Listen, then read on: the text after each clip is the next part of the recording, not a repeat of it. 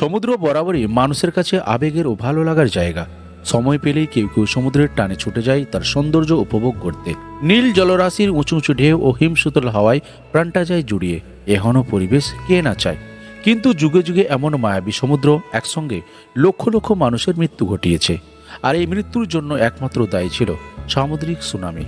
ইতিহাসে লিপিবদ্ধ রয়েছে এমন বেশ কিছু সুনামি যা ঘটার আগে পর্যন্ত মানুষ কখনো কল্পনাও করেননি। ওয়ার্ল্ড মিস্টারি বাংলা চ্যানেলের আজকের এপিসোডে দেখানো হলো সম্প্রতি ঘটে যাওয়া রাশিয়ার সুনামি সহ বিশ্বের আরও কয়েকটি বিধ্বংসী সুনামির ইতিহাস, যার ফলে লক্ষ লক্ষ মানুষের মৃত্যু হয়েছিল। আর হ্যাঁ, এসব সুনামির ভিডিও দেখলে মানুষের শরীরে লোম দাঁড়িয়ে যাবে।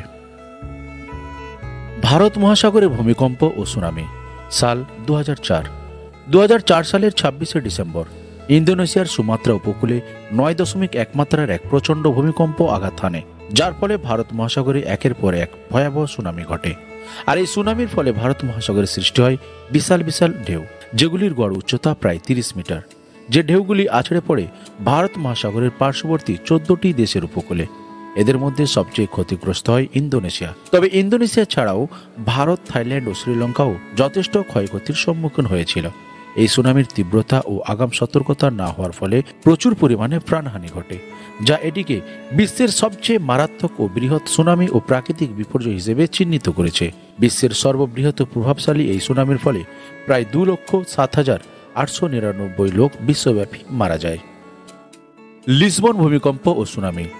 সাল 1755 সালের 1 নভেম্বর 8.5 মাত্রার একটি ধ্বংসাত্মক ভূমিকম্প পর্তুগালের লিসবনে আঘাত হানে, যার প্রাথমিক ধাক্কাতেই উঁচু উঁচু ভবনগুলি যথেষ্ট ক্ষতিগ্রস্ত হয়।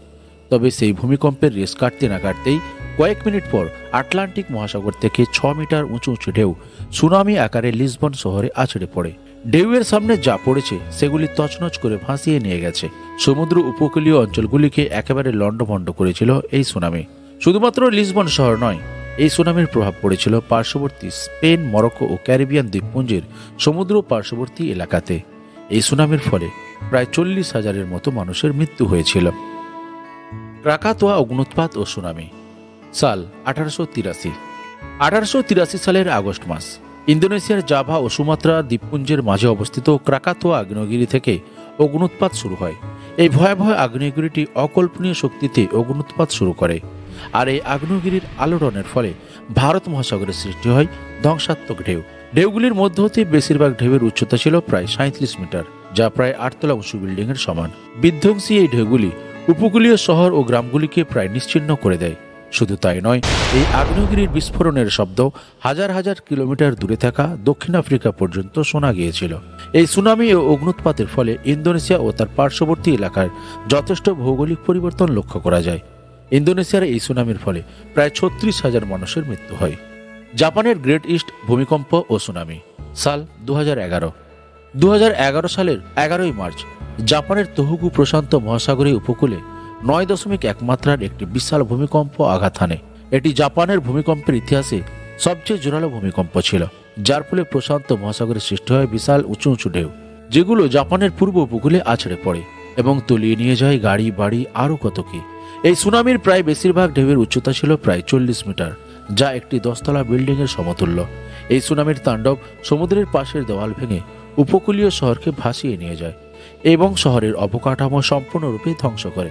শুধু তাই নয়, এই সুনামির ফলে জাপানের ফুকুশিমা দাইচি বিদ্যুৎ কেন্দ্রে একটি বড় পারমাণবিক দুর্ঘটনা ঘটে। তাই এই 2011 সালে ঘটা জাপানের এই সুনামি ছিল বিশ্বের সুনামি ইতিহাসের অন্যতম ভয়াবহ একটি দিন। জাপানের সবচেয়ে ভয়াবহ এই সুনামির ফলে প্রায় 15,899 জন মানুষ মৃত্যুবরণ করেছিল এবং প্রায় 2,526 জন আজও পর্যন্ত নিখোঁজ। জাপানের সানরিকু ভূমিকম্প ও সুনামি। সাল 1896 সালের 15 জুন জাপানের সানরিকু উপকূলে 8.3 মাত্রার একটি শক্তিশালী ভূমিকম্প শুরু হয়। এই ভূমিকম্পের ফলে হনসুর উত্তর পূর্ব উপকূলে অবিশ্বাস্যভাবে একটি জোরালো সুনামি আঘাত হানে। প্রায় 38 মিটার উঁচু উঁচু ঢেউ আছড়ে পড়ে সমুদ্র উপকূলে। ঢেউগুলি সমুদ্র উপকূলে থাকা গাড়ি ও ছোট ছোট ঘরবাড়ি নিমেষে ভাসিয়ে নিয়ে যায়। ভূমিকম্পটি বেশি মাত্রার না হলেও তার ফলে সৃষ্ট সুনামি যথেষ্ট শক্তিশালী ছিল। এই ভূমিকম্পের ফলে জাপানে প্রায় 22,000 মানুষের মৃত্যু হয়। চিলির আরিকা ভূমিকম্প ও সুনামি। সাল 1868 সালের 13 আগস্ট উত্তর চিলির উপকূলে আরিকা শহরের কাছে 8.5 মাত্রার একটি ভূমিকম্প সংঘটিত হয়। এই শক্তিশালী ভূমিকম্পের ফলে প্রশান্ত মহাসাগরের মধ্যবর্তী অঞ্চলে সুনামির সৃষ্টি হয়, যা প্রশান্ত মহাসাগরীয় উপকূলভাগে ধ্বংসযজ্ঞ চালায়। এই বিশাল বিশাল উঁচু ঢেউ চিলি ও পেরুর উপকূলকে কার্যত ধ্বংস করে দেয়। বিশেষ করে আরিকা শহর সবচেয়ে ক্ষতিগ্রস্ত হয়েছিল। শুধু তাই নয়, এই সুনামি হাওয়াই, ক্যালিফোর্নিয়া, অস্ট্রেলিয়া ও নিউজিল্যান্ডেও প্রচুর প্রভাব বিস্তার করে। এই সুনামির ফলে চিলির প্রায় 25,000 মানুষের মৃত্যু হয়।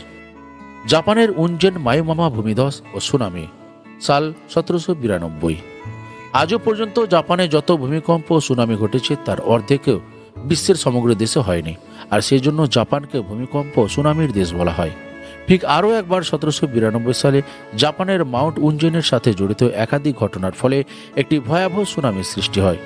একটি ভূমিকম্পের পর মাউন্ট মায়োমামার একটি বিশাল অংশ এবং মাউন্ট উনজেনের একটি গম্বুজ ধসে পড়ে সমুদ্রের উপর, যার ফলে একটি বিরাট ভূমিধস সিম্বারা উপসাগরে আছড়ে পড়ে। এই বিশাল জল স্থানান্তরের ফলে একটি শক্তিশালী সুনামির সৃষ্টি হয়, যা সীমাবারা উপসাগর সুনামি নামে পরিচিত। এই সুনামির ফলে উপসাগর জুড়ে ঢেউগুলি আছড়ে পড়ে, উপকূলীয় অঞ্চলে আঘাত হানে ও ভাসিয়ে নিয়ে যায়। ধ্বংসাত্মক এই ভূমিকম্পের ও সুনামির ফলে প্রায় 15,000 মানুষ মারা যায়। জাপানের ইতিহাসে অন্যতম ভয়ঙ্কর দিন ছিল এটি। জাপানের রিউকিউ দ্বীপপুঞ্জের ভূমিকম্প ও সুনামি, সাল 1771। 1771 সালের 24 এপ্রিল জাপানের রিউকিউ দ্বীপপুঞ্জের কাছে 7.4 মাত্রার একটি শক্তিশালী ভূমিকম্প আঘাত হানে। সামুদ্রিক জলের তলায় সৃষ্ট এই ভূমিকম্পের ফলে বিশাল বিশাল সুনামির সৃষ্টি হয়, যা সমগ্র দ্বীপপুঞ্জ জুড়ে ব্যাপক ধ্বংসযজ্ঞের সৃষ্টি করে। এই সময় সুনামির ঢেউ অবিশ্বাস্য উচ্চতায় পৌঁছেছিল। এই সুউচ্চ ঢেউগুলি উপকূলীয় শহর ও গ্রামগুলিকে প্লাবিত করে। ঢেউয়ের আঘাতে ঘরবাড়ি, গাড়ি ও গাছপালা নিমেষেই ভেসে যায়। সবচেয়ে ক্ষতিগ্রস্ত হয় ইশিগাকি দ্বীপ। এই সুনামির ফলে দ্বীপের মানুষজন সবচেয়ে ক্ষতিগ্রস্ত হয়। এই সুনামির ফলে জাপানের দ্বীপগুলির প্রায় 13,500 মানুষ মারা যায়। রাশিয়ার কামচাটকা উপদ্বীপীয় সুনামি, সাল 2025। সম্প্রতি 2025 সালের 30 জুলাই রাশিয়ার কামচাটকা উপদ্বীপে 8.8 মাত্রার একটি শক্তিশালী ভূমিকম্প আঘাত হানে, যার ফলে একটি সুনামির সৃষ্টি হয়। আর এই সুনামির ঢেউ জাপান, হাওয়াই এবং অন্যান্য প্রশান্ত মহাসাগরীয় অঞ্চলে আঘাত হানে। সরকারি সচেতনতার জন্য বড়সড় ক্ষয়ক্ষতি ও প্রাণহানির খবর পাওয়া যায়নি এখনো পর্যন্ত। তো এ পর্যন্ত আপনারা দেখলেন বিশ্বের ইতিহাসে ঘটে যাওয়া 10টি মারাত্মক সুনামি ও ক্ষয়ক্ষতি সম্পর্কে। আজকের এপিসোডটি এখানে সমাপ্ত হলো। ভালো লাগলে লাইক ও কমেন্ট করে আপনাদের মতামত জানান।